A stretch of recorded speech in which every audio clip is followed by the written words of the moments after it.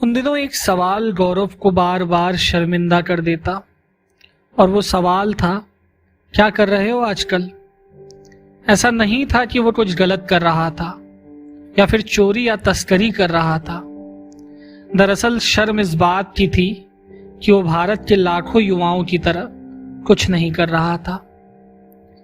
जिस समाज में लड़कियों की शादी हो जाना और लड़कों की नौकरी लग जाना ही उनकी सफलता का सबूत होता है, वहां अगर इनमें से किसी में भी जरा सी देर हो जाए तो पड़ोसी और रिश्तेदारों के ताने ना चाहते हुए भी माँ बाप को अपने ही बच्चों को बोझ समझने पर मजबूर कर देते हैं।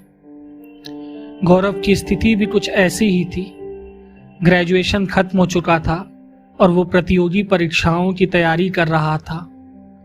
वो परीक्षाएं जिनकी तारीख कोर्ट के किसी मुकदमे की तारीख की तरह आगे ही बढ़ती जा रही थी। अब तो उसे फॉर्म और किताबों के लिए पिताजी से पैसे मांगने में भी शर्म आने लगी थी। इसलिए ना चाहते हुए भी उसने एक सरकारी दफ्तर में प्राइवेट काम करना शुरू कर दिया। जी हाँ, एक दौर था जब लोग सरकारी दफ्तरों में प्राइवेट काम करते करते परमानेंट हो जाते, पर आज कहानी बिल्कुल अलग थी। दफ्तरों में काम ज्यादा था, कर्मचारी कम, पर फिर भी भर्तियां नहीं निकाली जाती। युवाओं की बेरोजगारी का फायदा उठाया जा रहा था।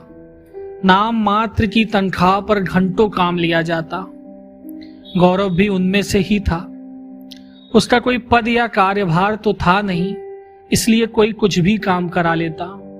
कभी कोई फाइल भरना तो कभी कंप्यूटर पर कुछ काम। बाजार से सामान भी वही ले आता।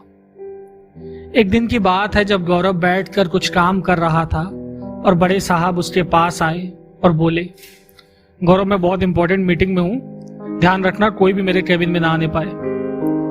गौरव ने हाँ में सिर हिला दिया और अपना काम करने लगा। थोड़ी देर बाद दो लोग उसके पास आए और साहब से मिलने की बात करने लगे। गौरव ने उन्हें सारी बात बताई और बैठकर इंतजार करने को कहा। तभी पास बैठे शर्मा जी ने गौरव से कहा, बेटा एक गिलास पानी दे दोगे क्या। गौरव उठा और वाटर कूलर से एक गिलास पानी लाकर शर्मा जी को दे दिया। उन्होंने बदले में थैंक यू कहा और दोनों अपना काम करने लगे। वहां बैठे वो दो लोग ये सब देख रहे थे। वो फिर से गौरव के पास आए और साहब से मिलने की जिद करने लगे। गौरव ने मना किया तो उनके तेवर एकदम से बदल गए। उनमें से एक ने गुस्से में कहा, तू क्या बड़ा साहब बन रहा है, यहाँ पानी पिलाने का काम करता और हमसे जबान लड़ा रहा है। चुपचाप साहब से बोल के हम मिलने आए हैं। यह सुनकर गौरव का आत्मसम्मान चकनाचूर हो गया। उसकी आंखें भर आईं और गला रुंध गया। उससे कुछ नहीं कहा गया। पास बैठे शर्मा जी जो सब देख सुन रहे थे, वो उठे और वाटर कूलर से एक गिलास पानी भर लाए और गौरव के सामने रखते हुए बोले, बेटा ये पानी पियो, इन लोगों की बातों पर ध्यान मत देना। पहले तो गौरव ने मना किया, पर शर्मा जी के कई बार कहने पर उसने वो गिलास उठाया और पानी पीने लगा। उस एक गिलास पानी ने गौरव को राहत और हिम्मत तो दी ही थी, पर साथ ही साथ उन दो लोगों पर घड़ों पानी फेर दिया था, जिनकी सोच किसी के पद, कुर्सी और उस पर लगे तौलिए की गुलाम थी।